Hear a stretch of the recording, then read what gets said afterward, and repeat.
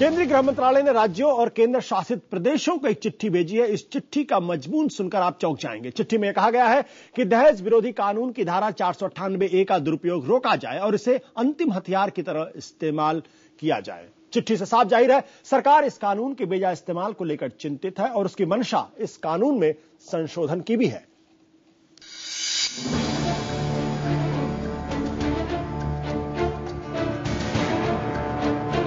दहेज विरोधी कानून का दुरुपयोग हो रहा है। बेकसूर मर्द दहेज विरोधी कानून के शिकार हो रहे हैं।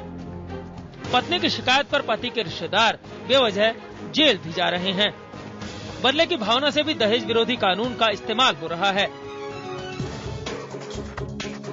देर से ही सही सरकार को इस सच्चाई का एहसास हो गया है।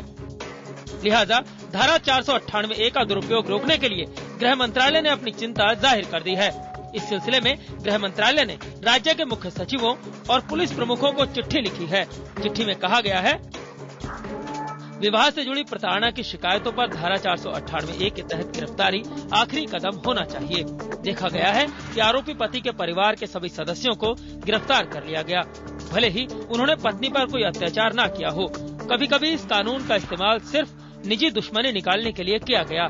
कुछ मामलों में क्षणिक गुस्से की वजह से हुए इस कानून के इस्तेमाल से भविष्य में दोबारा रिश्ते जुड़ने की सभी संभावनाएं खत्म हो जाती हैं। कई लोग इस लॉ को मिसयूज कर रहे हैं, जिसकी वजह से इनोसेंट फैमिलीज के घर टूट रहे हैं। कानूनी जानकारों की राय है कि चूंकि ये गैर जमानती अपराध है, इसलिए पेच और भी फंस जाता है। जरूरी है कि इसमें कुछ संशोधन किए जाएं। 2003 में गृह मंत्रालय को जस्टिस मलिमत कमेटी ने अपनी रिपोर्ट में सुझाया था कि इसमें जमानत का प्रावधान हो, ताकि मियां बीवी के बीच सुलह समझौते की उम्मीद रहे। कि सबसे पहले तो मेरा ये मानना है कि बेलेबल ऑफेंस बना देना चाहिए। दूसरी बात ये है कि इसमें डाउरी प्रोहिबिशन एक्ट के तहत रूल्स हैं, वो रूल्स आज तक इम्प्लीमेंट ही नहीं हुए हैं। जो रूल्स उसमें कहते हैं कि जब शादी के वक्त लड़के वाले और लड़की वाले अगर कोई गिफ्ट एक्सचेंज करते हैं तो उसकी लिस्ट बनेगी और वो लिस्ट एक दूसरे के साथ एक्सचेंज करेगी। गृह मंत्रालय का कहना है कि धारा 498A में संशोधन की भी कोशिश की गई, लेकिन इस कोशिश को महिला संगठनों ने परवान नहीं चढ़ने दिया। कुछ मामलों में अदालत ने भी इस कानून के दुरुपयोग पर उंगली उठाई। आपको बता दें कि इस कानून के तहत 3 साल तक की सजा और जुर्माना हो सकता है।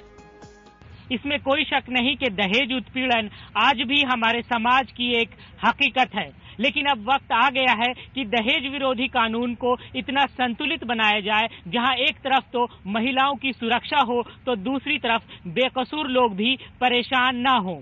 स्मिता शर्मा के साथ एहतिशाम खान, दिल्ली, IBN 7।